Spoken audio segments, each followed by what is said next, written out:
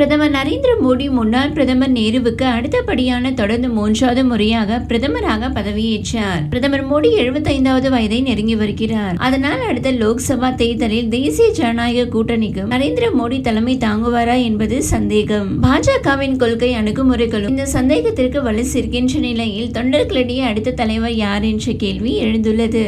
இது குறித்து India today நடத்திய மூட் ஆஃப் தி நேஷன் சர்வேயின் முடிவுகள் தற்போது பிஜேபி தொண்டர்களிடையே இந்த கேள்வியை எழுப்பியுள்ளன. இந்த ஆய்வில் உள்துறை அமைச்சர் அமித்ஷா முன்னிலை வகிக்கிறார். மோடிக்கு பதிலாக அமித்ஷா மட்டுமே பொருத்தமானவர் என்று 25% பேர் நினைக்கிறார்கள். அமித்ஷாவுக்கு முன்னுரிமை அளிக்கப்பட்டாலும் முந்தைய கருத்து கணிப்புகளுடன் ஒப்பிடுகையில் அவரது புகழ் வெகுவாக குறைந்துள்ளது. முந்தைய 2 கருத்து கணிப்புகளிலும் அவருக்கு ஆதரவளித்தவர்கள் முறை 29 மற்றும் 28% பேர். சமீபத்திய கணக்கெடுப்பின்படி அமித்ஷாவுக்கு தென்னிந்தியாவில் இருந்து மக்கள் ஆதரவு அதிகம். தென்னிந்தியாவில் 31% பேர் அவரை ஆதரிக்கின்றனர். மோடியின் வாரிசாக நீண்ட காலமாக செய்திகளிலும் பாஜக ஆதரவாளர்களின் மனதிலும் இடம் பிடித்துள்ள உத்தரப்பிரதேச முதல்வர் யோகி ஆதித்யநாத் 2வது இடத்தில் உள்ளார். யோகி பிரதமராக வேண்டும் என 19% பேர் விரும்புகின்றனர். உத்தரப்பிரதேசத்தில் பாஜகவுக்குள்ளேயே கொழுந்து விட்டு எரியும் பிரச்சனைகள் யோகியை அமித்ஷாவுக்கு கீழே கொண்டு வந்து தேர்த்திருக்கலாம் என சில அரசியல் பார்வையாளர்கள் கருதுகின்றனர். சமீபத்திய மக்களவை தேர்தலில் மாநிலத்தில் தேசிய ஜனநாயக கூட்டணியின் மோசமான செயல்பாட்டிற்கு யோகி மீது குற்றம் சாட்டப்பட்டது. மத்திய அமைச்சர் நிதின் கட்கரி 13% வாக்குகளுடன் இதில் 3வது இடத்தில் உள்ளார். பாதுகாப்புத்துறை அமைச்சர் ராஜ்நாத் சிங் மற்றும் விவசாய அமைச்சர் சிவராஜ் சிங் சவுகான் ஆகியோர் 5% பிரபலத்துடன் பட்டியலில் உள்ளனர். சிவராஜ் சிங் சவுகானின் ஆதரவு முந்தைய ஆய்வுகளுடன் ஒப்பிடுகையில் கணிசமாக அதிகரித்துள்ளது. முந்தைய கணக்கெடுப்புகளில் 2.9% பேர் மட்டுமே அவருக்கு ஆதரவாக இருந்தனர். அது இப்போது 5% உயர்ந்துள்ளது.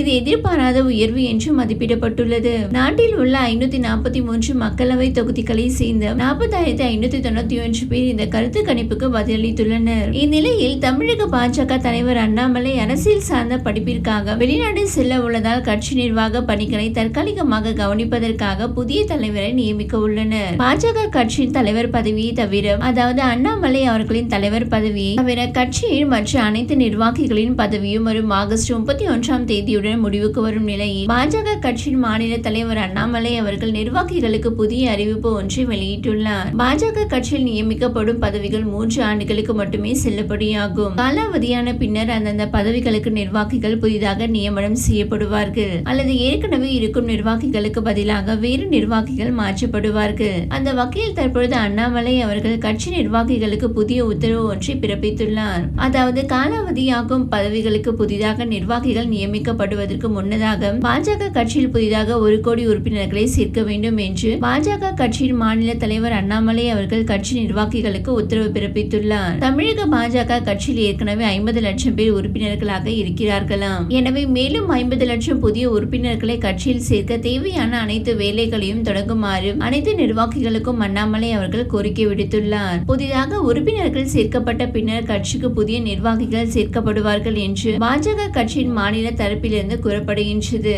அண்ணாமலை அவர்கள் அடுத்த மாதம், அதாவது செப்டம்பர் மாதம் வெளிநாடு செல்ல உள்ள நிலையில் பாஜக கட்சி நிர்வாகிகளின் பதவிக்காலம் முடிவுக்கு வருவது பெரும் பரபரப்பை ஏற்படுத்தியுள்ளது. பாஜக கட்சியின் மாநில தலைவர் அண்ணாமலை அவர்கள் சர்வதேச அரசியல் தொடர்பான சான்றிதழுடன் கூடிய மேற்படிப்பை படிப்பதற்காக அடுத்த மாதம் லண்டன் செல்ல உள்ளார். லண்டன் ஆக்ஸ்போர்ட் பல்கலைக்கழகத்தில் 4 முதல் 5 மாதங்கள் வரை தங்கியிருந்து சர்வதேச அரசியல் என்ற சான்றிதழ் படிப்பை படிக்க உள்ளார். இந்தியாவில் இருந்து 12 தலைவர்களை தேர்வு செய்த ஆக்ஸ்போர்ட் பல்கலைக்கழகம் இந்த படிப்பை கற்றுக்கொள்ள அழைப்பு விடுக்கும். அந்த வகையில் இந்த முறை பாஜக கட்சியின் மாநில தலைவர் அண்ணாமலை அவர்களுக்கு வாய்ப்பு கிடைத்துள்ளது.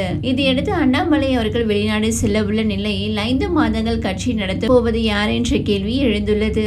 இதையடுத்து தற்காலிகமாக கட்சி தலைவர் நியமிக்கப்படலாம் என்று கூறப்படுகின்றது.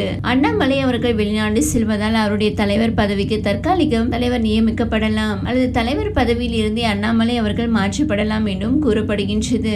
அண்ணாமலை அவர்கள் வெளிநாடு சென்று விட்டால் கட்சியை நடத்த தலைவர் வேண்டும். வழிகாட்ட தலைவர் இல்லாமல் 3 மாதம் கட்சி நடத்த முடியாது. எனவே அண்ணாமலைக்கு பதிலாக தற்காலிக தலைவரை நியமிக்க வேண்டும் என்று டெல்லி ஆலோசனை செய்து வருகின்றது.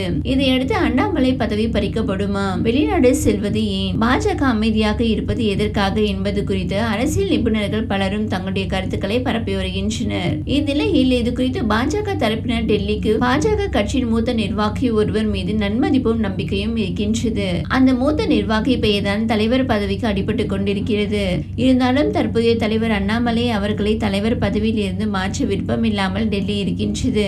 ஏனென்றால் தமிழகத்தில் பாஜக கட்சி வளர்த்தவர் அண்ணாமலை அவர்கள்தான். ஒற்றை இலக்கத்தில் இருந்த வாக்கு வங்கியை இரட்டை இலக்கத்திற்கு அண்ணாமலை அவர்கள் கொண்டு வந்துள்ளார். எனவே டெல்லி அண்ணாமலை மீது நன்மதிப்பும் நம்பிக்கையும் கொண்டுள்ளது. இருப்பினும் டெல்லிக்கு அண்ணாமலை மீது சிறிய அதிருப்தி இருக்கின்றது.